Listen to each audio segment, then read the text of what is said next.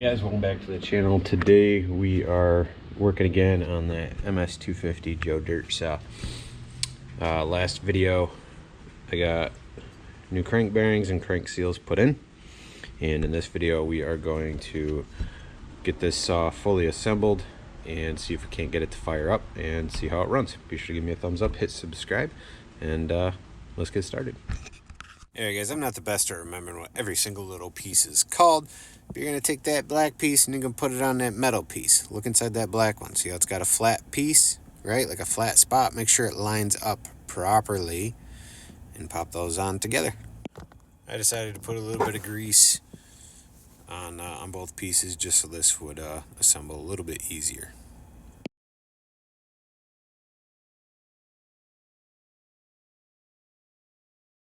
Next thing, we're going to take that little hose that looks like a caterpillar. That's your impulse line. Put that guy on. Oh yeah. Grab that plastic piece. You can just pop it on like that, but the problem is the impulse line needs to go through the small hole on the bottom. So you gotta pop that through and then pop it through the other piece. Now this plastic piece helps hold both these in place. So pop those on securely and then you're ready to move on. Sorry, I do tend to jump around. Setting the motor aside, I'm grabbing the oiler or oil pump. That was what I had in my right hand, and I'm showing you guys there's a little groove there, right? See your little groove here? You're gonna have to match that up, right? So it should face the same way. You'll put the end that has the gear on it down in and try to match the groove to the same spot the groove is on the plastic. All right, push that thing in. Boom. It's flush now, but it has to go a little bit farther. This is an M5 bolt. You're able to twist it in and push that piece in place. Now I've pushed it in too far. Of course, you guys can't see because I wasn't paying attention. But there, that's in too far. There's a little shelf, about a 1/4 inch below the sprocket that's on there, or the spur that's on there. And that shelf should be level with the plastic. So now I got to take the needle and those pliers and, use leverage on the plastic and pry that piece back up. But in doing this, now it's up too high. So I'm just gonna tap, tap, tap-a-roo until it's in place. It's got to go in. Keep looking. There's a shelf, a little shoulder, I should say, that's on the oil pump. That's what I'm looking at now. There's a little shoulder. And so that shoulder should be level with plastic. I know I'm not really showing you guys well here. Right there. Okay, there's the shoulder on the metal, and it's level with the plastic. That's how that should be when it's seated properly in there. Okay, you get it in, remove the bolt, you're all set. Up next, grab that plastic piece. This joins the oil line to the oil pump. It's got a specific name. I'm sure somebody will call me out and say it below, but it pops into the tank and then down below the part of the oil pump. And then you grab the screw. Should be, I think it's more of a fine thread, and twist that guy in place. And boom, that piece is all set. Once those pieces are on, grab your engine, and honestly, it pops in there pretty easy, like this. Sped it up, give it a little bit of a twist, and it should slide right in place. Next, grab that starter coil. See how the wire kind of goes behind it? That's how it's supposed to go. You gotta get those wires tucked through. You'll see that little groove in the plastic. You also need to get, well, I'm kind of fiddling here, but you got to try to get right there, that thick part where the wires are joined together, through there all together. And then that coil, well, we'll get a better shot later on because I'm just fiddling with it here. We'll get that coil in place so you guys can see how that's supposed to sit on there. But what we're going to do next is get the engine bolted back in place.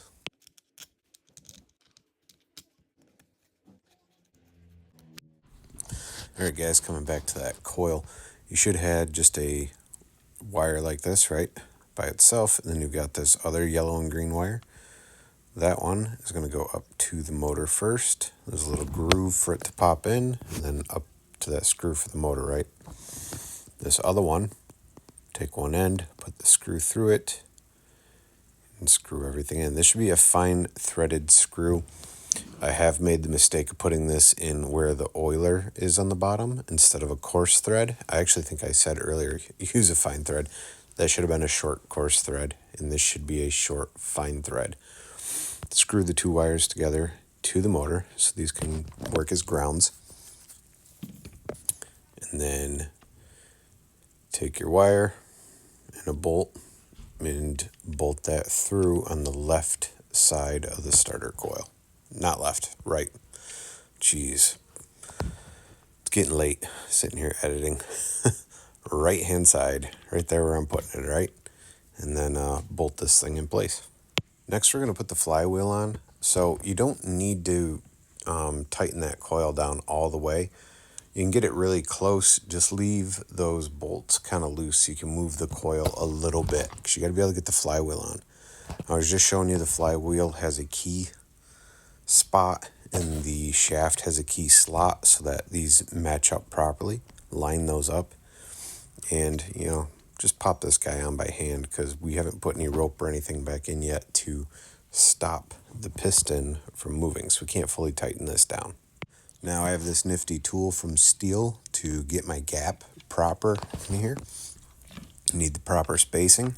I've heard of people using playing cards or business cards to create the gap that you need, and I've heard that it works well. So obviously if you don't have this tool, use a business card, or you know, pull a card out of a deck of cards and use that to create your spacing. The important thing is you leave it in, tighten those two bolts down, spin your flywheel, and make sure it doesn't catch on anything. If the flywheel catches, try two cards. You don't want that flywheel to hit any part of that starter when that thing is spinning around. Next, flip the saw over, grab your worm gear, pop that guy right on, give it a spin. Things are moving as they should. Cool. That's it, just presses in place. Washer. This washer says top on one side and not the other. Top should be facing you when you put it on. See? Top. Next is your clutch, counterclockwise to spin it on. You're not going to be able to tighten this all the way down until we get a piece of rope or a piston stop tool in there. So now we're going to feed in a piece of rope in the top of the piston. Obviously you want something clean, something that fits in there. Feed enough in so the piston isn't able to move up all the way. Before you start to feed the rope in there, look in that hole and spin the flywheel clockwise, and you'll see that piston come all the way up to the top and then start to go back down. When it starts to go back down, go counterclockwise just a little bit and then feed the rope in. And then when you get all that rope in, go clockwise like I'm doing here. It'll tighten up against the rope, and then you can tighten everything down. Jumping back to the other side, I put this on backwards. Don't make that mistake. Take a look at your clutch. One side sticks out farther than the other for the nut that's built in. That needs to stick out far enough to get, you know, your wrench, your ratchet, whatever your tool you're going to use to tighten. So I can admit, wasn't paying attention, put it on quick and was like, oh yeah, can't tighten that down. So here we are. Pull it off, put it back on. You don't have to do anything else with the rope. It's already tight and you're going counterclockwise. All right, guys, got to slip the needle bearing on, and then it's time for the sprocket. There's a little line on the sprocket. So you can see it to the right on the very edge. There's also a small groove cut into the sprocket. That has to line up with the oil pump. So when you're looking down through past your clutch, you'll see a little metal tab sticking out. The cutout on your sprocket has to slip over that metal tab. So when the sprocket spins, it's spinning the oil pump. I've shown it in other videos. I guess I didn't get a good close-up on this, but got to make sure that goes on properly. And then it's just the washer and your snap ring. Alright guys, so in the video I'm going to be moving into putting the exhaust stuff on, but I think you should wait, okay? Wait to put this exhaust on until you have all your plastics on.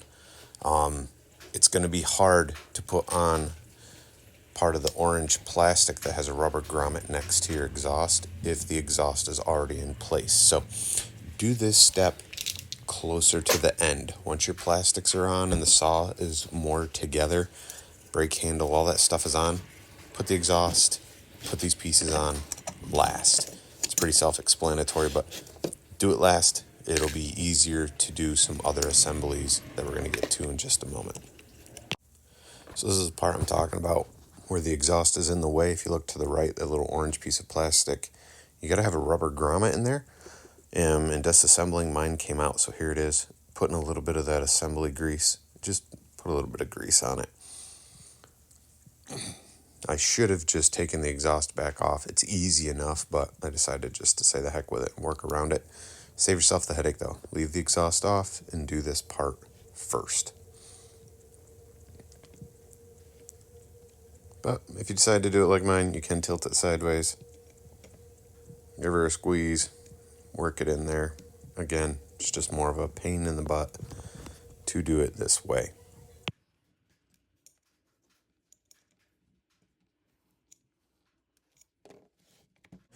So flipping the saw around, if you guys see where the black wire's coming out and there should be a grommet there, it's easier to just pop that grommet out and fish the wires through and then fish them through the grommet and pop it back in place.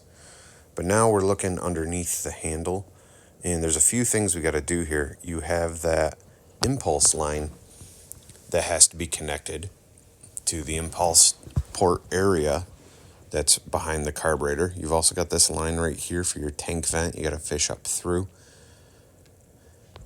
Got to get that gas line up through that center hole. That's what's sticking up in the middle. And there's a right there. You see where my finger is?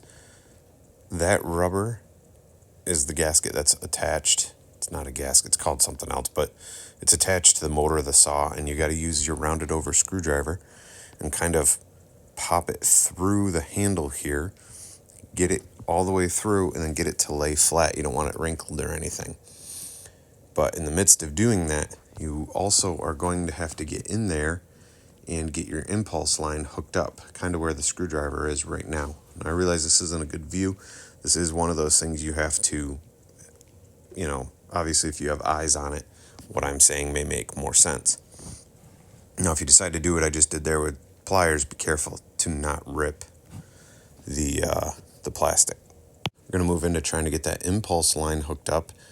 If you're looking at your saw this way, you will see a piece of tube coming from below where the carburetor will be. The impulse line has to go up on that. So using a pair of long pliers, you're able to kind of get in there and slip that in place.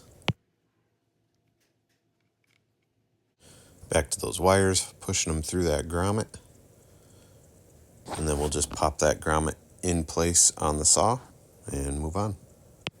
Once the wires are through the grommet, the yellow line has to go down. There's a little metal tab that's for your kill switch. So using a pair of pliers, you can kind of pop that in place. Going to grab our handle and put that on next. Kind of pull the saw through. These two spots have to line up so it's orange on top of black there. And everything kind of just pops in for you. Going to take I believe they were a little bit longer screws, and just put those all back in. I think it ends up being, 1, 2, 3, 4, 5, 6, 7 screws to put the handle back on.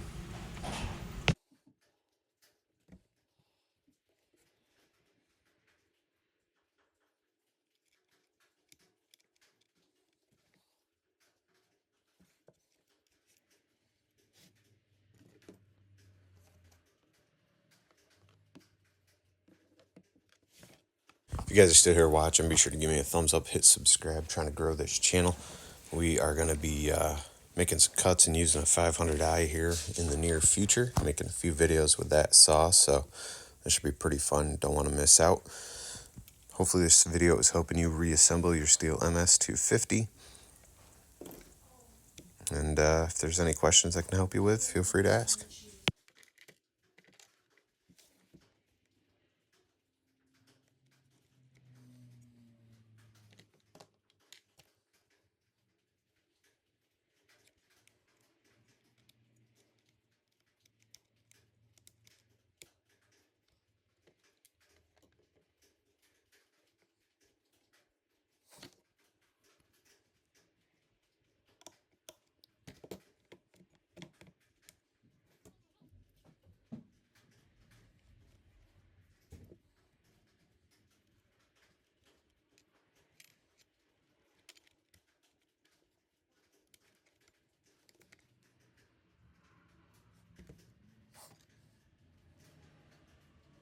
There, guys, putting this spring on can be a little tricky. I've got an actual installation tool, but you guys can bend the end of a nail like a hook, grab it in a pair of vice grips, and then hook the spring like I'm doing with this tool, and pull it back and pop it down on. If I can find this tool on Amazon, I'll link it in the description, along with other tools that I'm using and different things that I use on the channel. You guys buy through those links, it helps support the channel, and I really do appreciate it.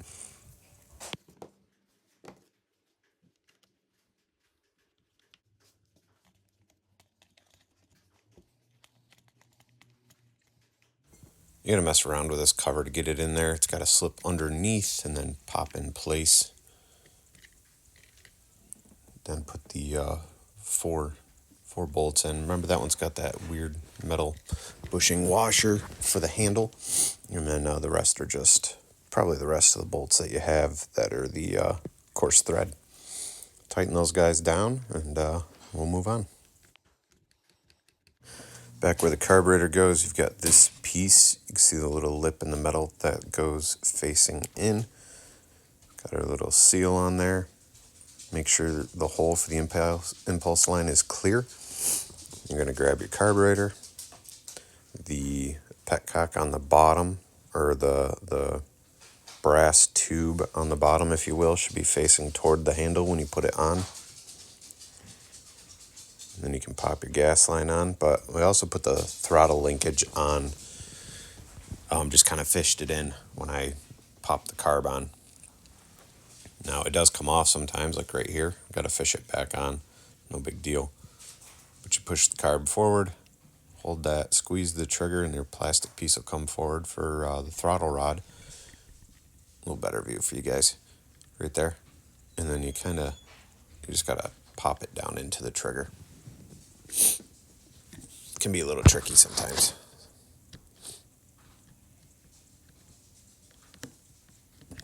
Boom. Alright, so everything moves. I'm just checking. Next, we're going to grab the tank vent, hook that to the line coming off the gas tank. Goes up underneath. Now, this piece is broke on my saw, but it should kind of pop in there for you. It's going to slide in next to the carb. There is like a slot on the right hand side of the orange plastic. It'll kind of pop in there. I'm going to move into the black rod here. This is going to be your choke or your kill switch. This wire goes in here a little weird, but once it's in place, you can then slip the black plastic piece under the throttle rod and just slightly into the hole on the right hand side. That should line it up for the groove right here where we're going to pop it down in. Now we're going to have to pop this piece back out because there's a little metal piece underneath, and that has to be able to pop up and touch the wire. That's going to kill the saw for you. If that's not working properly, you're not going to be able to shut your saw. You're not going to be able to shut your saw off. So I'm just prying it up a little bit, and then we'll pop that down in, and then that should be in place for us. Boom. All right. Up, off, on. So that's what we were trying to get lined up. You've got this linkage here that goes into the black rod. Pull this piece forward a little bit, and that should all just pop right together. Done. Everything moves, everything works. Perfect. Kind of just tuck the gas line underneath there a little bit, so it's just out of my way when we put the air box on. So before I do the air box, though, we're going to pop that spark plug in just so that nothing is in our way. Sometimes the air filter is in your way when you're trying to put the plug in and out on these saws. So we'll pop that in, put the air box on, we'll be all set. Alright guys, so I had hoped to start this on the video, but it's getting kind of long. So we're going to do another video where we will be firing this up for the first time and running it a little bit. Be sure to give me a thumbs up, hit subscribe, hit that bell, hit all, turn on YouTube notifications so you guys don't miss that upload. So right now we have 3 videos, and we're going to have 4 videos working on this saw. Appreciate you guys watching. Check out some other videos popping up. I hope you guys have an awesome day. Bye.